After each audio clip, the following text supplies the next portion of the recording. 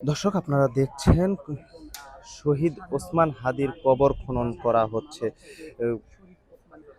আপনারা জানেন গতকালকে ঘোষণা করা হয়েছিল শহীদ ওসমান হাদির কবর বা দাফন কার্যটি সম্পূর্ণ করা হবে জাতীয় কবি কাজী নজরুল ইসলামের সমাধির পাশেই।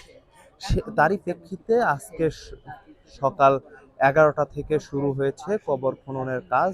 জাতীয় কবি কাজী নজরুল ইসলামের সমাধির পাশের দ্বিতীয় স্লটে কিন্তু ওসমান হাদির কবর খনন করা হচ্ছে। ঢাকা বিশ্ববিদ্যালয়ের কেন্দ্রীয় মসজিদের পাশে যে জাতীয় কবি কাজী নজরুল ইসলামের সমাধিসৌধ আছে, সেই সমাধিসৌধ পাশেই কিন্তু কবর খনন করা হচ্ছে শহীদ ওসমান হাদির কবর। দর্শক আপনাদেরকে যদি জানিয়ে রাখি,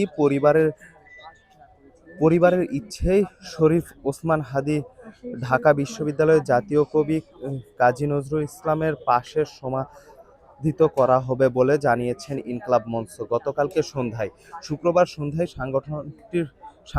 সাংগঠনিক ফেসবুক পেজ থেকে এই পোস্ট দিয়ে তথ্যটি জানানো হয়। পোস্টে বলা হয়, শরীফ ওসমান হাদির বহনকারী গাড়িটি বিমানবন্দর থেকে বেরিয়ে জাতীয় হৃদরোগ ইনস্টিটিউটের হিমাগারের উদ্দেশ্যে রওনা করেছেন এবং পরবর্তীতে হিমাগারে নিয়ে গিয়ে তার লাশটি রাখা হয়েছে।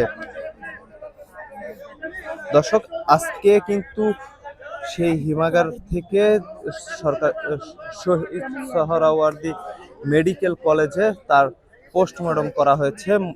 শহীদ সোহরাওয়ার্দী মেডিকেল কলেজের মর্গে তার পোস্টমর্টম করা হয়েছে এবং পোস্টমর্টম শেষে তার সকল কার্যক্রম শেষ করে তাকে মানিক মিয়া এভিনিউতে নিয়ে যাওয়া হবে এবং মানিক মিয়া এভিনিউতে নিয়ে তার জানাজাটি অনুষ্ঠিত হবে 2টা 30 মিনিটে।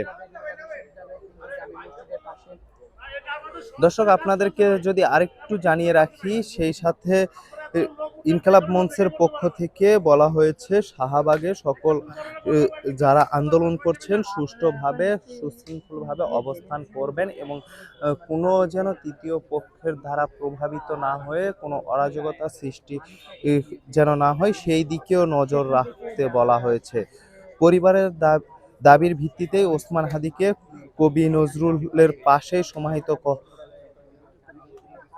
করা এবং মানিক মিয়া এভিনিউতে বাদ জহর জানাজার সিদ্ধান্ত নেওয়া হয়েছে।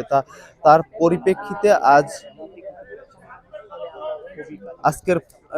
পরিপ্রেক্ষিতে আজকে সকাল থেকেই শুরু হয়েছে কবর খননের কাজ। সকাল 11টা থেকে শুরু করা হয়েছে কবর খননের কাজ এবং এরপর দুপুর বাদ জহর কিন্তু তার যে জানাজার নামাজটি অনুষ্ঠিত হবে মানিক মিয়া এভিনিউতে, সেই মানিক মিয়া এভিনিউতে তার জানাজার নামাজ শেষ করে ওইখান থেকেই কিন্তু মিছিল নিয়ে তাকে নিয়ে আসা হবে ঢাকা বিশ্ববিদ্যালয় কেন্দ্রীয় মসজিদের পাশে যে জাতীয় কবি কাজী নজরুল ইসলামের সমাধিসৌধ আছে, সেই সমাধিসৌধর পাশে যেখানে শহীদ ওসমান হাদির জন্য কবর খনন করা হচ্ছে সেইখানে। দর্শক আমরা দেখেছি এইখানে কিন্তু এই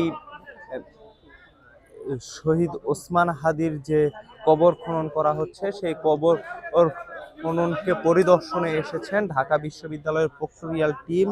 তো সেই সাথে দেখলাম আমরা রমনা জোনের ডিসি, তিনিও কিন্তু এখানে এসেছেন, এসে এখানে তদারকি করছেন।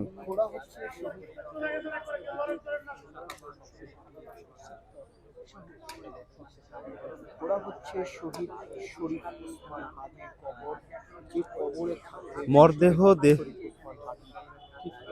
দর্শক, ইনকলাব মঞ্চের পক্ষ থেকে বলা হয়েছে মরদেহ দেখার কোনো সুযোগ নেই, কারণ সাধারণ জনগণকে যদি মরদেহ দেখানোর জন্য উন্মুক্ত করে দেওয়া হয় তাহলে একটা বিশৃঙ্খলা সৃষ্টির লক্ষ্য করছে ইনকলাব মঞ্চ, যার কারণেই কিন্তু তারা তাদের ফেসবুকে পোস্ট করেছে যে মরদেহ দেখার কোনো সুযোগ নেই, কারণ সাধারণ জনগণ মরদেহ দেখতে গেলে একটা বিশৃঙ্খলা সৃষ্টি হবে।